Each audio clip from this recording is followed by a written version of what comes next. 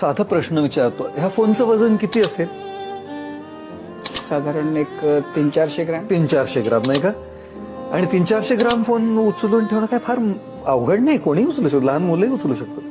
पण जर ह्या 300-400 ग्रामचा फोन जर आपण असा हातावर ठेवला, हा फोन इथे हातावर जर ठेवला आपण असाच 5 मिनिटं 10 मिनिटं ठेवला तर हात दुखायला लागेल, तासभर ठेवला तर जास्त दुखायला लागेल, दिवसभर ठेवला तर हात काम करणार नाही, आठवडाभर ठेवला तर अजिबात काम करणार नाही.